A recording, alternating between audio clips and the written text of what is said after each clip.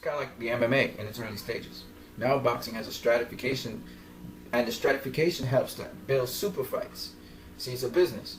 So you try to get the best to fight the best. Just like how in another sport, like, say for instance, Wimbledon, you have the entry phase, then you got another phase, another level, then you got the quarterfinals, or you got the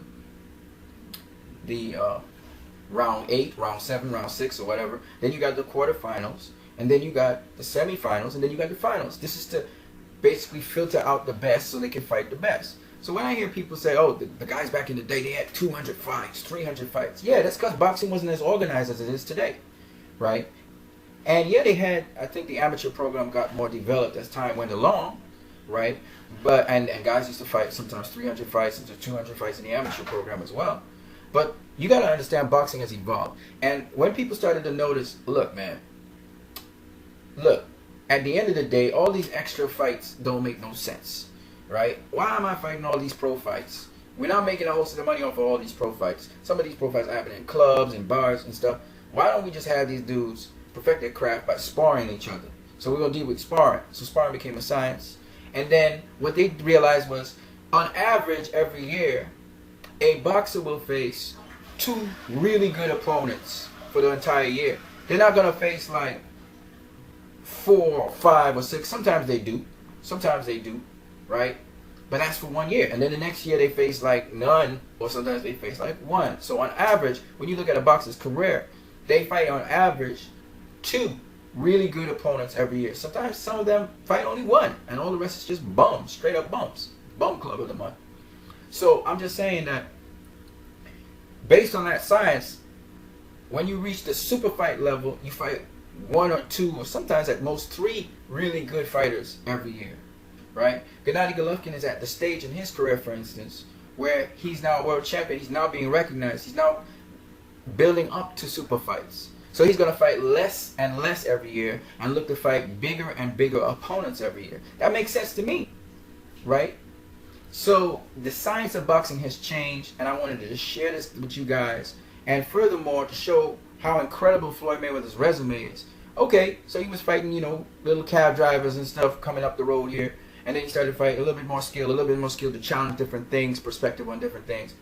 But after he fought Genaro Hernandez, you can't name one cab driver he faced. You can't name one, right? They were all respectable fighters. They may not have been great fighters. I see 1 or 2 journeymen in there, right? And it's not just based on their record, it's also based on their mentality, okay? But at the end of the day, when you look at it, you'll find out that his resume is incredible. It's an incredible resume. And why I say that is because I don't think there's anybody else with this resume, barring Muhammad Ali and Oscar De La Hoya and Pernell Whitaker, right? Not even Roy Jones Jr. got a resume like this. You know what I mean? And Roy Jones Jr. is a hell of a boxer. Not even James Toney. None of those guys. Not even Evander Holyfield. None of those guys have a resume something like this, right? And that just goes to tell you how good Floyd Mayweather Jr. is. No one in the history of boxing fought back-to-back in the latter stages of their career for 9 years, 14 fights or 13 top-tier opponents like Floyd Mayweather Jr. did. No one. And we're talking the latter stage of his career. You guys want to talk about fighters fighting in their prime? I'm just saying, man, this dude wasn't even in his prime. He was in his prime and came out of his prime, actually, because he started in his prime. But by 2009, he was fading out of his prime. And this guy was fighting top-tier opposition. You guys gotta understand what I'm saying. And beating them. Inspiring, he's schooling younger fighters. Younger fighters supposed to jump in on an older fighter and beat them out the game. That didn't happen with Floyd Mayweather Jr. And that's something that's just impressive. If he could have gotten the fighters when he was younger, we don't know what would have happened. Right? Because I still think the older Floyd beats the younger Floyd. The younger Floyd was more aggressive. He was more offensive-minded. He was a killer, yeah, but he wasn't as smart as this older Floyd is, who has reinvented himself. It's just like I think the older Michael Jordan beats the younger Michael Jordan. Anyway, that's my video. I may have to dice this up a little bit. You guys have a great one.